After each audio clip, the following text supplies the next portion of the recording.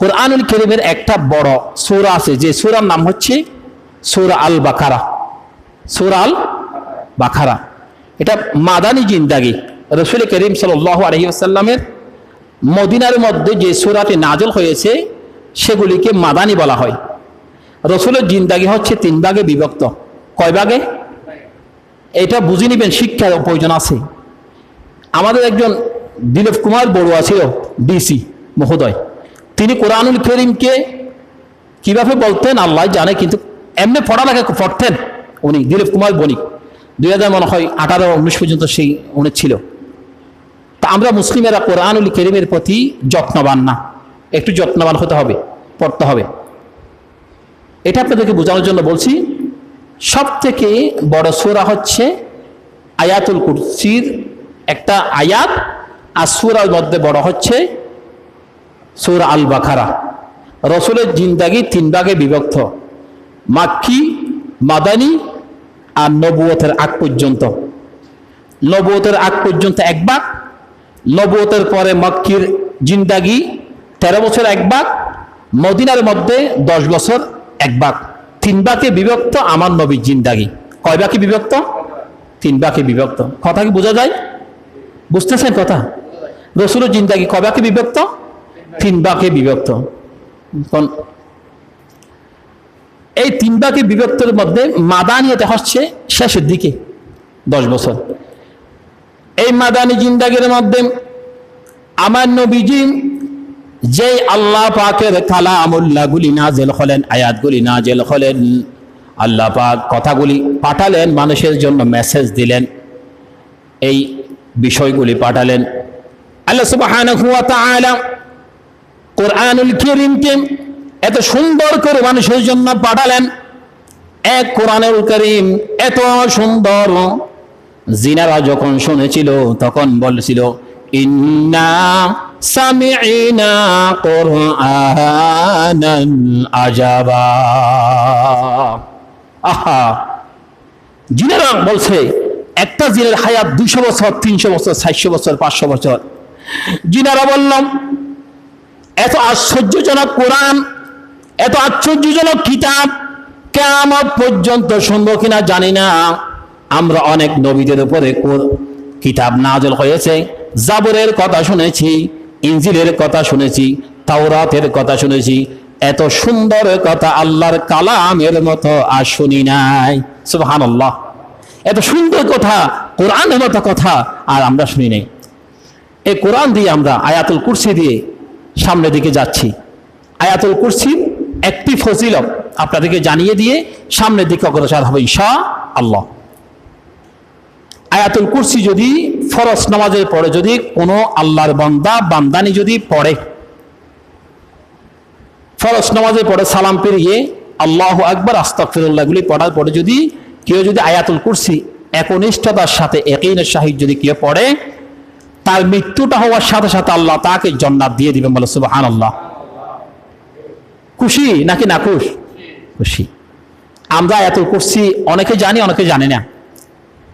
যারা জানে না শেখার জন্য চেষ্টা করেন বাজিরা। আরেকটি নাসাই শরীফে একটি হাদিস আপনাদেরকে জানিয়ে দিচ্ছি। ফজর এবং মাগরিব কয়ক্ত? ফজর মাগরিব কয়ক্ত? এই 2 ওয়াক্ত আপনারা আমার সাথে পড়েন। রাদিতু বিল্লাহি রাব্বান, রাদিতু বিল্লাহি রাব্বান। পড়েন আমার সাথে সাথে, রাদিতু বিল্লাহি রাব্বান ওয়া বিল ইসলামি দীনাও ওয়া বি মুহাম্মাদিন সাল্লাল্লাহু আলাইহি ওয়াসাল্লাম নবিয়্যান ওয়া রাসূলা।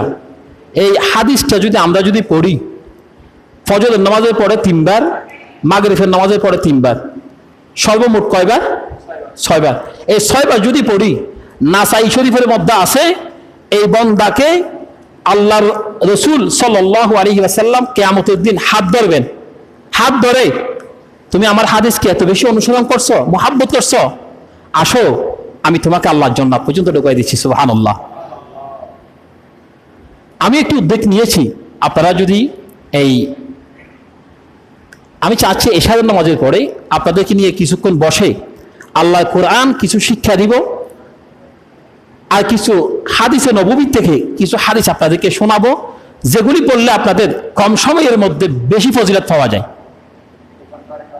আপনারা যদি চান এই 2-1 দিনের ভিতরে আপনারা আমার সাথে যোগাযোগ করবেন। এশারের নামাজের পরে আমরা বসে কিছু আপনাদেরকে তরতিল, নামাজের রুকন, নামাজ সম্পর্কে যেগুলি আপনারা জানেন না এগুলো শিক্ষা দেওয়ার জন্য আমার চাচ্ছি গুনাহগার হিসাবে যতটুকু পারি। আমি ডক্টর ডিগ্রি আমার নাই, এত বেশি দক্ষ আমি না, তবে আপনাদের এলাকায় যখন আসলাম যতটুকু পারি এতটুকু চেষ্টা করব আমি। এই হিসাবে আমি আপনাদের প্রতি আন্তরিকভাবে মোবারকবাদ জানাচ্ছি। আপনারা যদি শিখতে চান এশারের নামাজের পরে সময়টা দিলে, তাহলে আমাদের জীবনটা কাটাই ফেলছি, সমস্ত জীবন চলে গেল, কিছু বাকি নাই, বাকি আছে মৃত্যু। মৃত্যুর আগে একটু যদি আল্লাহর কালামকে যদি আমি যদি ধারণ করতে পারি। আল্লাহ সুবহানাহু ওয়া তাআলা বললেন, ওয়ামান আ'রাদা আন যিকরি ফাইন্না লাহু মাঈশাতান দাওকান ওয়া নাহশুরুহু ইয়াওমাল কিয়ামাতি আ'মা ক্বালা রাব্বি লিমা হাশারতানি আ'মা ওয়া ক্বাদ কুনতু বাসীরা। যখন আল্লাহ পাক মানুষ যখন কাল কিয়ামতের ময়দানে, হাসরের ময়দানে যখন উপস্থিত হবে, সেদিন কিছু মানুষদেরকে অন্ধ করে তুলবেন। কি করে তুলবেন? অন্ধ করে তুলবেন। চোখ আছে, আপনি চোখ নিয়ে দুনিয়া থেকে বিদায় নিলেন, কিন্তু আপনাকে তোলা হবে অন্ধ করে। কেন? কথা কি আমার নাকি আল্লাহর? আল্লাহ বলছেন অন্ধ করে তুলবো। কেন তুলবো? কোরআন পড়ো নাই, কোরআন বুঝো নাই, কোরআন শিখো নাই, সময় ছিল, সমস্ত সময় তুমি দুনিয়ার মধ্যে ব্যয় করলা, আমি আল্লাহর কালাম খেয়ে তো বেশি তুমি অবহেলা করলা।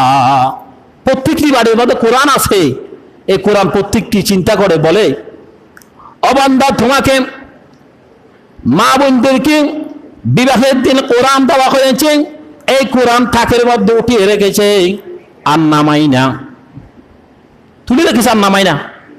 সমস্ত কিছু করার সুযোগ থাকে। মা বোনেরা, মা বোন যদি ভালো হয় বাড়িতে, এই বাড়িটা আল্লাহর জান্নাত, আর মা বোন যদি খারাপ হয় এই বাড়িটা জাহান্নাম। এই জন্য বিয়ে শাদী করার সময় মা বোন দেখে বিয়ে শাদী করতে হয়। বলতে চেয়েছিলাম এই জন্য আল্লাহ পাক যারা কোরআনকে মোহাব্বত করবে না তাদেরকে অন্ধ করে কিয়ামতের দিন সেখানে উপস্থিত করবে। জিজ্ঞাসা করবে রব্বুল আলামিন, আমার তো চোখ আছে, চোখ নিয়ে পৃথিবীর মধ্যে চললাম, চোখ দিয়ে পৃথিবীর থেকে আমি বিদায় নিলাম, ইন্তেকাল করলাম, খবরের মধ্যে আমার চোখ ছিল, তুমি হাসরের ময়দানের মধ্যে কেন অন্ধকার বানাইলে, আমাকে অন্ধ বানাইলাম, চোখের মধ্যে কেন পর্দা দিয়ে দিলাম? রব্বুল আলামিন বলবে, তোমাকে চোখ দিয়েছিলাম কালাম পড়ার জন্য, তোমাকে চোখ দিয়েছিলাম কালাম শিখার জন্য, তোমাকে চোখ দিয়েছিলাম কালাম বুঝার জন্য, সমস্ত কিছু তুমি বুঝেছো, সব দিকে তুমি বুদ্ধিজীবী ছিলা, আল্লাহর কালামকে বাদ দিয়ে সমস্ত বিষয়ে তুমি বুদ্ধিজীবী ছিলা, সমস্ত বিষয়ের জন্য তুমি বুদ্ধিজীবী ছিলা, যে আমি আল্লাহর কালাম খেয়ে তুমি শিখার মধ্যে সজাগ তোমার ছিল না, এই জন্য আমি তোমাকে কিয়ামতের দিন অন্ধকার করে উঠালাম। আল্লাহ আমাদেরকে অন্ধকার না বানিয়ে চোখ দিয়ে আল্লাহর জন্য দেখে আল্লাহর জান্নাতে ঢোকার জন্য তৌফিক দান করেন। এই আয়াতুল কুরসি থেকে আপনার